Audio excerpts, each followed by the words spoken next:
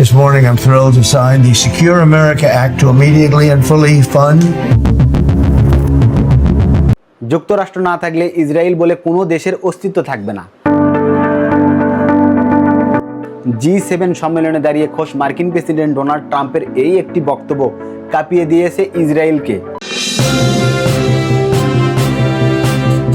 গত 25 বছরে আফগানিস্তান, ইরান কিংবা লিবিয়ায় মার্কিন সামরিক আগ্রাসন আমরা দেখেছি।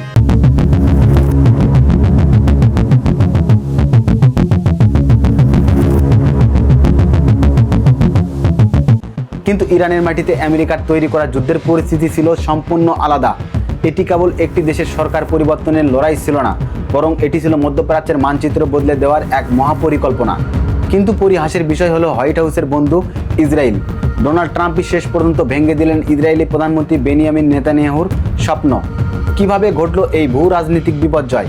মূলত ইরানকে বসে আনতে না পারায় থমকে গেছে পশ্চিমা বিশ্বের এক বিশাল উচ্চ আকাঙ্ক্ষা, আর তা হলো মধ্যপ্রাচ্যের মানচিত্র নতুন করে সাজিয়ে গ্রেটার ইসরায়েল বা এক মহাশক্তিশালী ইসরায়েলের রাষ্ট্র প্রতিষ্ঠা করা। এই কৌশলগত লক্ষ্যকে সফল করতে মূলত সাজানো হয়েছিল আব্রাহাম চুক্তি। কিন্তু হিসাব ওলটপালট হয়ে যায় যখন পরশক্তি সৌদি আরব এই চুক্তিতে স্বাক্ষর করতে অস্বীকার জানায়। আর তখনই বিকল্প পথ হিসেবে ইসরায়েলের ইশারায় ইরানের বিরুদ্ধে যুদ্ধের এক পরিকল্পিত পরিস্থিতি তৈরি করে ওয়াশিংটন।